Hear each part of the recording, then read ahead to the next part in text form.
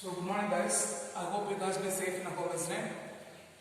So for the sessions, I hope you guys are at the exam level and I hope you guys will listen the second lessons too, okay? And for last sessions we see about the motion of a charge particle in a uniform magnetic field, is right? So the motion of charge particle in a uniform magnetic field, and also we see that the motion of a, we see the velocity selector, is right? So guys, what is motion of a charge particle in a uniform magnetic field? We know that whenever the charge particle moving perpendicular to the magnetic field, they experience a Lorentz force, is right? So the Lorentz force makes the charge particle moving in a circular path. For that we find the time period t is equal to 2 pi m by dq. Okay, that's called as the cyclotron time period. Then we see the cyclotron frequencies, right? Cyclotron frequency, what is that? F is equal to 1 by t, which is equal to dq by 2 pi m. Is right? This will be seen in the previous part, is right? So the time period t by t is equal to 2 pi m by dq, and the frequency f is equal to 1 by t, which is equal to bq by 2 pi m. bq by 2 pi m. Then we see that when the charge particle moving in a magnetic field, they are not moving in a circular path, they are moving in a helical path. Okay, they are moving in a helical path. Okay, they are moving in a helix path. Okay, clear? After that, the proper choice of electric field and magnetic field. Then we see the motion of the charge particle in a electric field and magnetic field, is it? So when the charge particle moving in a magnetic field, by proper selections, we can be control the speed of a charge particle. We can be control the speed of a charge particle. Okay, so by proper choice of electric field and a magnetic field, or the proper selection of electric field and magnetic field, the particle speed can be limited, or the particle speed can be selected.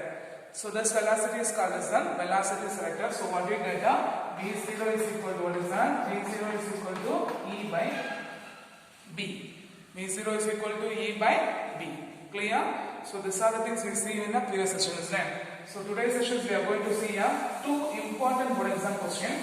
One is that the motion of the force on a current conductor placed in a uniform magnetic field, and the force between the two long parallel current carrying conductors. Okay, clear? So consider a current carrying conductor placed in a magnetic field. What is that? Consider a current carrying conductor placed in a magnetic field. So we are assuming a conductor.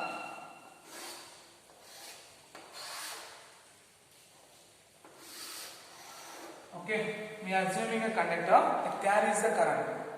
When it is placed on a uniform magnetic field, what is that? When it is placed on a uniform magnetic field, the force experienced by a conductor is equal to the sum of Lorentz force experienced on individual charge carriers of the conductors. Because if you are assuming a conductor means the conductors they having a large number of free electrons. If it is conductor means they having large number of free electrons. So when the conductor is placed in a uniform magnetic field, okay, so when the conductor is placed in a uniform magnetic field, they having what is that? They having the total force experienced on a conductor is equal to what is that? The total force experienced on a conductor is equal to the sum of the Lorentz force experienced on individual charge carriers of the conductors. Okay, so we are assuming a conductor having of length L, which is placed in a uniform magnetic field. So we are assuming a conductor having of length L. We are assuming a conductor having of length L placed in a uniform magnetic field.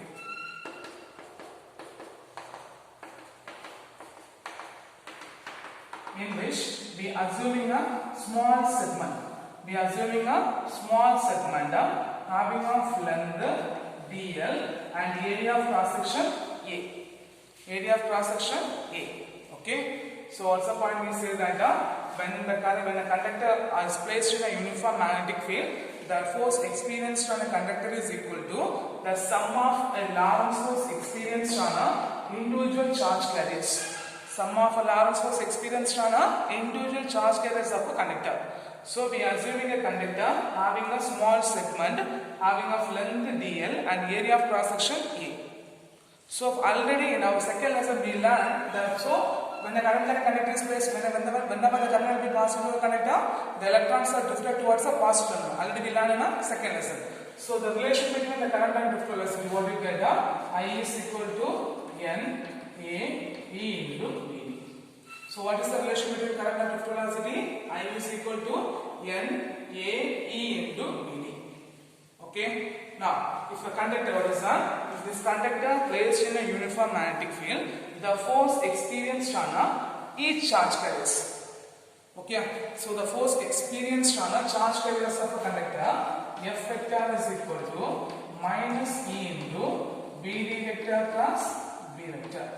F vector is equal to minus E into Vd vector plus V vector. What is the minus of E? Charge of electron. Here, conductor is having large number of electrons, isn't it? So, if N is the number of electron per unit volume, what is that? If N is the number of electrons per unit volume. What is that? If N is the number of electrons per unit volume. What's the formula for N? N is equal to capital N by V. From this, N is equal to N into V. So guys, what's the formula for volume? The volume is equal to what is that? The volume is equal to area into length. So we substitute that. So the number of electrons is equal to N into A into dl. Okay, clear? Now we are going to find the total force experienced on a small segment. Then we are going to find the total force experienced on a 4 conductors. Okay, the total force experienced by a conductor. So the force experienced by a, what is that? The Lorentz force experienced on a small segment. Okay, d F vector is equal to N into F vector. dF vector is equal to N into F vector. So we already defined the N, F vector. Both these substituents, what we get d F vector is equal to, what is that? d F vector is equal to N A into dl minus E into Vd vector plus d vector. Minus E into Vd vector plus V vector. So here, if you write in vector form, is what you get? I vector is equal to minus Na into Vd vector. Okay. So if you are rearranging the expression, is what is that? If you are rearranging the expression, is what you get? dF vector is equal to minus Na E into Vd vector into dl vector plus V vector. So guys, what's the formula for minus Na into Vd? I vector. Okay, or the column value I. So if you substitute, means what is that? d F vector is equal to I into dl vector plus V vector. I into dl vector plus V vector. Okay. So this much time we find the force on a small segment of a conductor. So the total force experienced on a conductor, what is that? The total force. What is that? The total force experienced on a conductor. F vector is equal to I into d. Integral means what you get? Integral of dF vector. So if integral means the I vector will be on L vector. So what you get? I into L vector plus B vector. So if you write the magnitude form, means what you get? F is equal to B I L into sin theta. Clear? Clear. Now we have two special cases. Okay, we have two special cases. The cases 1. If the conductor is placed along the direction of magnetic field. If the conductor is placed along the direction of magnetic field, then theta is equal to 0, sin 0 is equal to 0. So the force experienced on a conductor will be 0. The force experienced on a conductor will be 0. At the same time, the case 2, if the conductor is placed perpendicular to the magnetic field. If the conductor is placed perpendicular to the magnetic field, then theta is equal to 90 degree, sin 90 degree is equal to 1. So they having a maximum force experienced on a conductor. So whenever the current carrying conductor placed perpendicular to the magnetic field, they experience the maximum force. F is equal to VIL. F is equal to VIL. Okay, clear? Clear. So what other part we see that consider a conductor. Okay, consider a current carrying conductor placed in a uniform magnetic field. So the force experienced on a conductor is equal to the sum of the Lorentz force experienced on each individual charge carriers of a conductor. So it's a long conductor, isn't it? So we are assuming a small segment having of length dl, area of cross section A. Okay, so whenever the current will be passing through the conductor, what happened there? Whenever, so if you are connecting by a battery means, the current will be flowing towards the conductor.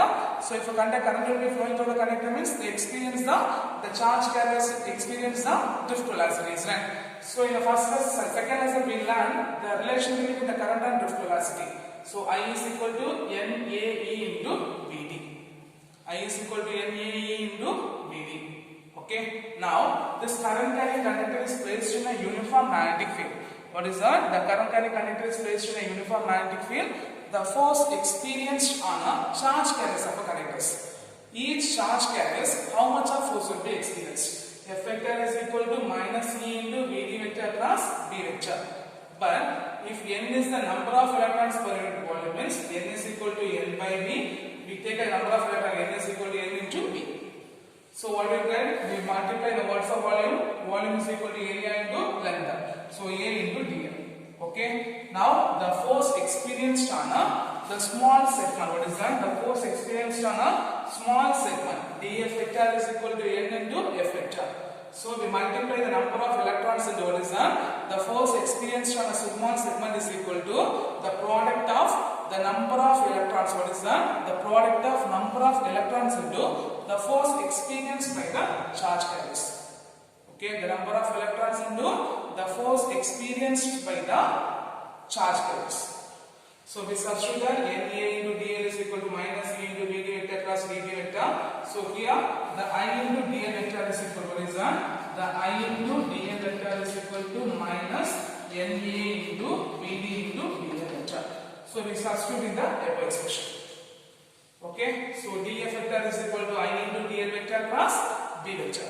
This much time we find the force experienced on a small segment. Now we are going to find that the total force experienced on a conductor. F vector is equal to integral of d vector. So here I into L vector plus B vector. Okay, so if you write the magnitude form means what you get is a cross product, isn't it? So BIL into sin theta. Then we have two cases. The case one, if a conductor is placed along the direction of magnetic field means theta is equal to 0, sin 0 is equal to 0. So force experienced on a conductor will be 0.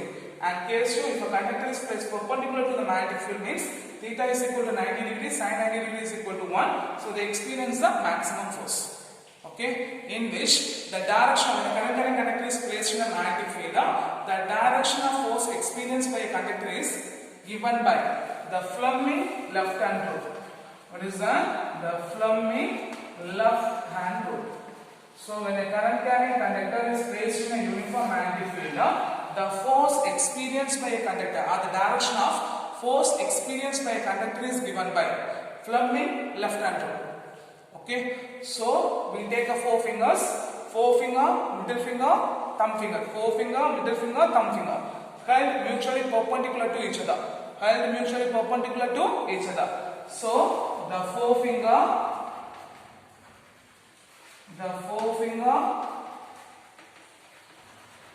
middle finger, and thumb. Okay, we held the forefinger, middle finger, thumb finger mutually perpendicular to each other. So the forefinger points the direction of a magnetic field. The forefinger points the direction of a magnetic field, and the middle finger points the direction of a current. The middle finger points the direction of a current, and the thumb points the direction of a force on a current carrying conductor. The direction of a force on a current carrying conductor, or the direction of a force on a conductors. Okay, so when a current carrying conductor is placed in a uniform magnetic field, okay, the direction of a force experienced by a conductor is given by Fleming left hand rule. Fleming left hand rule. So the forefinger, middle finger, thumb finger are mutually perpendicular to each other. The forefinger points the direction of a magnetic field. The middle finger points the direction of a current, and the thumb points the direction of a force on a conductor. The thumb points the direction of force on a conductors. Clear? Clear. So this is one of our repeated board exam question. Derive an expression for force on a current carrying conductor placed in a uniform magnetic field. Force on a current carrying conductor placed in a uniform magnetic field. Okay? Clear? Clear. Share out later.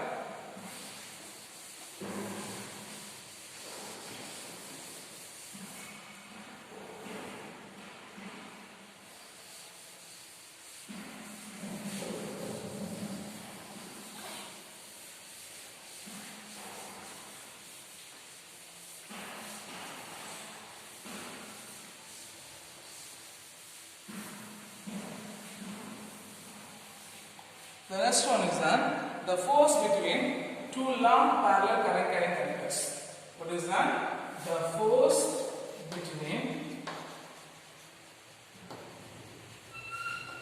two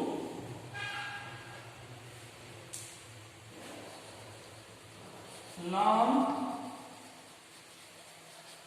parallel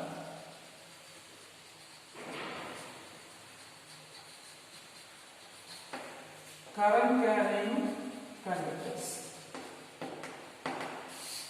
So the force between the two long parallel current carrying conductors. Okay. So consider the two infinite long straight conductors. Okay. So what is that? Consider the two long parallel current carrying conductors. What is that? Consider a two long parallel current carrying conductors separated by distance of r in a vacuum or medium. R in a vacuum or medium. Okay. Consider the two long parallel current carrying conductors separated by distance of r.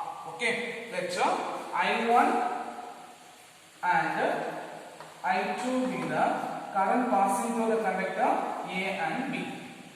Okay. I1 and I2 be the current passing through the conductor A and B. Okay, they are flowing in the same directions. Okay, so what's the point? We say that consider the two long parallel conductors separated at distance of r in the medium or vacuum. Let I1 and I2 be the current passing through the conductor. What is that? Let I1 and I2 be the current passing through the conductor A and B. Okay, so the magnetic field, what is that? The net magnetic field due to the current I1 at a point A. So the magnetic field due to the current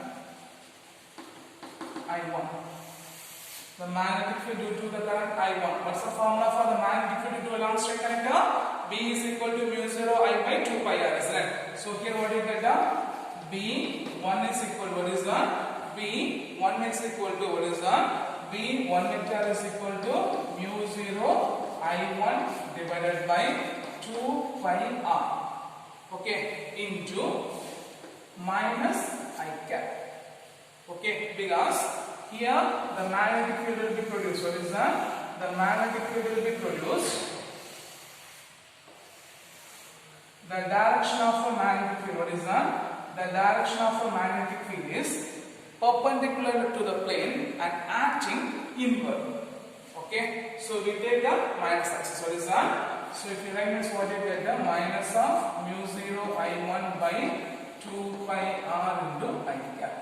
Here, why we take as a minus axis means the direction of magnetic field. What is that? The direction of a magnetic field is perpendicular to the plane, acting inward. Perpendicular to the plane, acting inward. Okay. Clear? So why we take a minus axis? The direction of the magnetic field will be perpendicular to the plane. They are acting inward. So we take a minus. Okay. In which, let us consider the small segment of a conductor at the P. Okay. Having of length dl. Okay. So we are assuming, considering what is that? Considering a small segment of dl of a conductor V2. Of a conductor V2.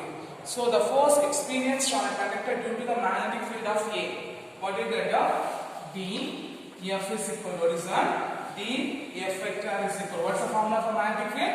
I into D vector plus B vector, isn't it? So write I into dl vector cross b1 vector. So I2 into dl vector cross b1 vector. Okay, clear? So here we are going to substitute the value of b1. So if you substitute, means what you get? I2 into dl vector cross, what's the value of b1? Minus of, isn't it?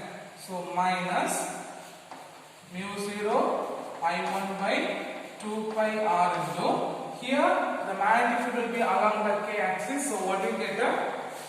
I cross cot k. So I dot k is equal to j vector. So if you write this, what you get? df vector is equal to mu 0 into I1 I2 minus of mu 0 into I1 I2 by 2 pi r into dl vector into j cap. Because for 11th already we learned that I dot cross I dot k is equal to j. I cross j k is equal to j vector. Clear? So here we find the force on a small segment, isn't it? Now we are going to find the total force on a conductor. What is the total force on a conductors? What is the total force on a conductor? The total force on a conductor B. So F vector is equal to what is that? Minus of mu 0 into I1 I2 divided by 2 pi r into L into J cap. So integral of dl is equal to L. Okay. So here why we take as I means here the current will go this one. The force experienced on a conductor is an attractive force. The force experienced on a conductor will be attractive. They will be attracted towards the conductor A. So the force experienced on a conductor B is attracted towards the conductor A. Okay. From this, the force per unit length of a conductor is what is the force per unit length of a conductor. F vector by L is equal to minus of mu 0 I1 I2 by 2 pi r into j cap. Clear? Clear. So what are the point we say that consider the two long parallel current carrying conductors. Consider two long parallel conductors separated by distance are in a vacuum of medium. Let I1 and I2 be the current passing through the conductor A and B. So the magnetic field due to the current I1 at conductor A. Conductor A. So what is that? B1 is equal to mu 0 into I1 by 2 pi r into minus cap. Why we have minus I cap? Because the magnetic field will be direction of magnetic field will be perpendicular to the plane, acting inward. Okay. So we are assuming a small segment of a conductor in B having of length dl. So the force experienced on the conductor df vector is equal to I2 into dl vector plus B1. So we substitute the value of B1, I dot k is equal to j vector. Okay. Now we find the total force on the conductor B. F vector is equal to integral of dl vector here. Okay. From this we find the force per unit length of a conductor minus mu 0 into I1 I2 divided by 2 pi r into j cap. 2 pi r into j cap. Now this much time we find the current carrying conductor A. The force will be experienced on the conductor B, isn't it? Now I2 be the current passing through the conductor B. I2 be the current passing through the conductor B.